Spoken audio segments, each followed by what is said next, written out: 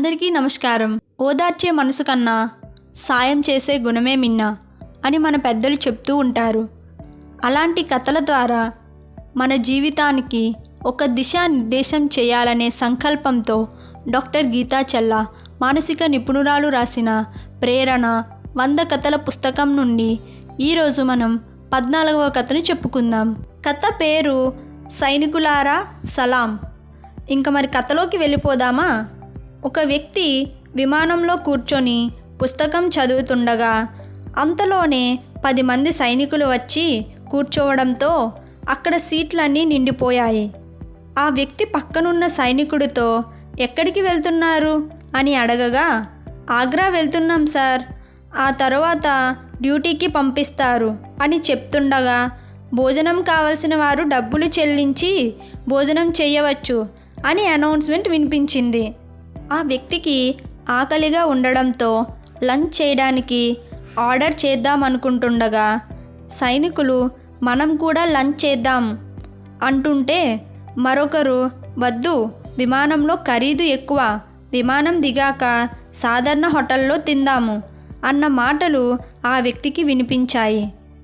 దానికి బాధపడి తన పర్సులో ఉన్న డబ్బు ఎయిర్ హోస్టర్స్కి ఇస్తూ ఇక్కడున్న వారందరికీ లంచ్ ఇవ్వండి అని కోరగా, అప్పుడు ఆమె కన్నీళ్లతో సార్, కార్గిలో ఉన్న మా తమ్ముడికి మీరు భోజనం పెట్టినట్టు అనిపిస్తుంది అని అంది.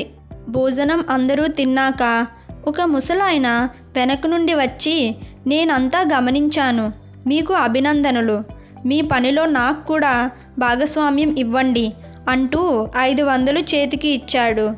అది చూసి తోటి ప్రయాణికులు అంతా సంతోషంగా తలా కొంచెం సహాయం చేశారు. అప్పుడు ఆ వ్యక్తి తోటి ప్రయాణికులు అందరూ ఇచ్చిన డబ్బులు సైనికులకి ఇస్తూ, మీరు ట్రైనింగ్కు వెళ్ళేలోపు ఈ డబ్బులు మీకు ఏమైనా తినడానికి పనికొస్తాయి, మీరు దేశానికి చేస్తున్న సేవకు మాకు ఇచ్చే రక్షణతో పోలిస్తే ఇది చాలా తక్కువ, ఆ భగవంతుడు మిమ్మల్ని చల్లగా చూడాలి అని వారి చేతుల్లో పెట్టి వెళ్ళిపోయాడు. ఈ కథలో సమయస్ఫూర్తిని తెలుసుకుందాం. వ్యక్తి సంఘజీవి, నేను ఒక్కడినే బ్రతకగలను అనుకోవడం మూర్ఖత్వం. కళ్ళు తెరిచినప్పటి నుండి నిద్రపోయే వరకు, పుట్టినప్పటి నుంచి ఈ లోకం వదిలిపోయే వరకు కూడా ప్రతి విషయంలో ఎంతో కొంత ఒకరి మీద ఒకరు ఆధారపడాల్సిందే. అయితే మనం ఏం పొందాం, ఏమిచ్చాం అని ఒక్కసారి ఆలోచిస్తే ఎంత రుణపడ్డాం, ఎవరికి రుణపడ్డాం అన్నది తెలుస్తుంది. ఇప్పుడు మనం ఒక యాక్టివిటీని చేద్దాం. తల్లిదండ్రుల నుంచి, స్నేహితుల దగ్గర నుండి, గురువుల దగ్గర నుండి, పుట్టిన గ్రామం నుండి, దేశం నుండి మీరు ఇచ్చిన, పొందిన విషయాలను ఒక పట్టికలో రాసుకోండి.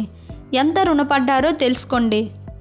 ఇంతటితో ప్రేరణ 100 కథల పుస్తకం నుండి 14వ కథ సమాప్తం.